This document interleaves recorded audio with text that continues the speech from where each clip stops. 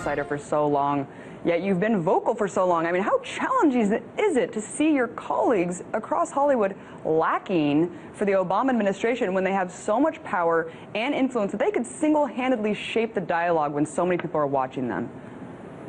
Well, I think that, you know, this is a culture of fear, and nobody's more afraid than people in Hollywood.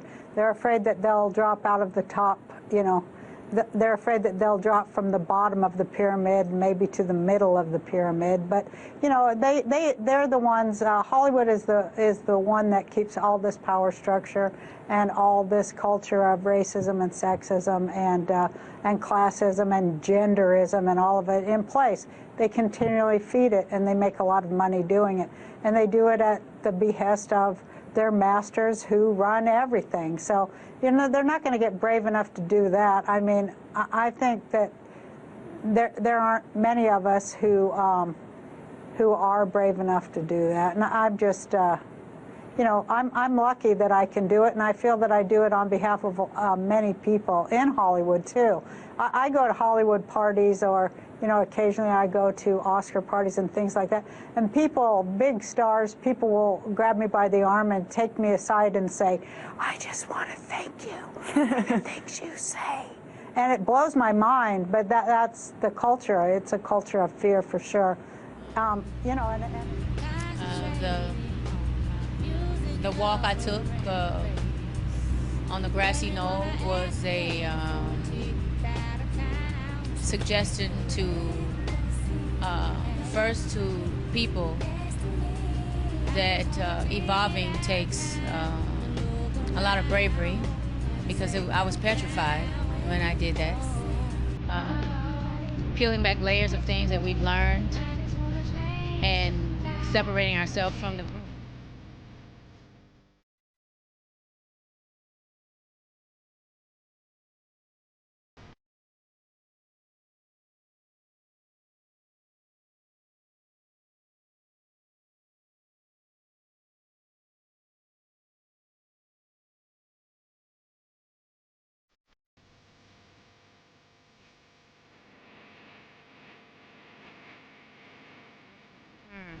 That I was protesting. It was a performance art.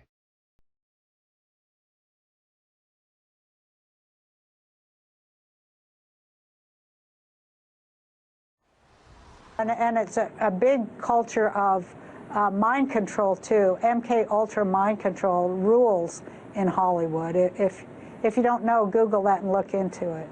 Well, we've talked about Operation Mockingbird, MK Ultra mind control stuff from, I mean, this goes back decades and decades. But Roseanne, I mean, do you know people have been blacklisted? I mean, is it just kind of a self-censorship in Hollywood, or do people actually get edged out if they are too much against the grain?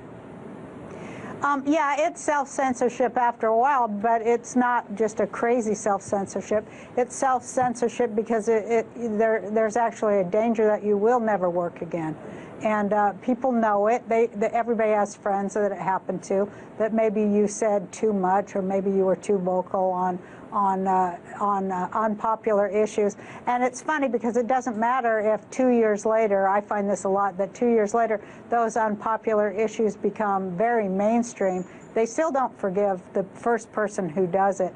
And that's kind of been my story there. When you're first, you're you know, going to be vilified, despite the fact that 2 years later everybody's saying what you said. You're still going to be vilified because you dared. And you know, like they say, the Chinese, you know, the Chinese have a myth or a saying that says the nail that stands up is hammered down, and that's how it is here and everywhere in the world. Right. You know, you don't really want to put yourself at odds with people who decide your future and pay, you know, for your work. But sometimes you have to. And I was very lucky that I had a successful show that made me a lot of money, and so that I can do that. And I feel that I owe that to the people I came from, to say those things that maybe they can't say because they're afraid they'll be fired, or they're afraid even that they'll be put in jail or whatever. I'm going to do it because why not? Some of us are against the Illuminati, and we are against the Illuminati at our own detriment. When people are against the Illuminati, then they get punched in the face all the time. The press hates them, and nobody likes them. End quote. I mean, we all love Dave Chappelle. Exactly. Dave Chappelle has never been a part of the Illuminati. They don't want him or me or people like us. Yeah. But now it's not necessary for us to stir up that hornet's nest unless we intend to get stung 1,000,000 times. I didn't understand that. They had to sting me 1,000,000 times. Right. I'm still not going to join, but I respect it a little more. All right. Fantasia Barrino, American Idol winner, season 3. She was a huge name a couple of years ago. Look, she has a reality show. She's still singing, has another album coming out. But here's what you need to know today. She is expected to be released from this hospital in Charlotte, North Carolina. She was rushed there Monday after overdosing aspirin, sleeping aid. In fact, we've now turned this sound around. This is a 911 call that this caller made talking about Fantasia. She was ODing, talking about how she was losing consciousness. Here it is. Tell me exactly what happened. An individual took a bottle of aspirin, and she's slowly losing consciousness. Okay.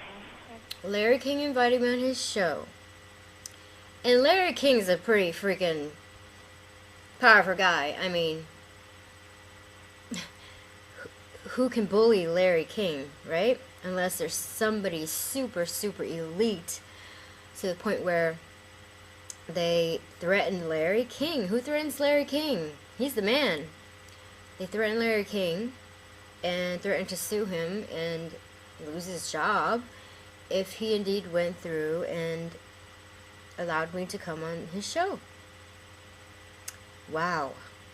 So that must mean somebody very, very, very powerful, which I know who it is very scared of me.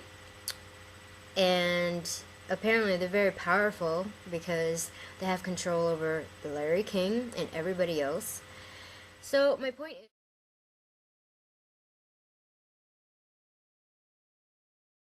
the Jackson family, so Michael Jackson's mother Catherine, and where Paris Jackson lives with her brother and sister. That happened in the early hours of the morning, and they say a minor was treated and taken to hospital. Some of those confirmations coming from the sheriff and the fire department talking about a possible overdose. And Debbie Rowe, who is Paris Jackson's mother, has confirmed to a TV program here, Entertainment Tonight, that it was a suicide attempt, as she understands it, but there has been no other confirmation other than that. Amanda Bynes showing signs of schizophrenia. Hey guys, welcome back to the show. I have new details surrounding Amanda Bynes' 5150 psychiatric hold. TMZ reports that Amanda has been showing signs of schizophrenia. Medical examiners who have been watching Amanda closely have asked for a 2-week extension to continue their evaluation just to make sure that she's accurately diagnosed. Sources are also saying that Amanda's parents are seeking a conservatorship from the judge, similar to what Britney Spears' dad did a few years back. They're saying that Amanda is unable to care for herself and could be dangerous to others. Amanda's parents have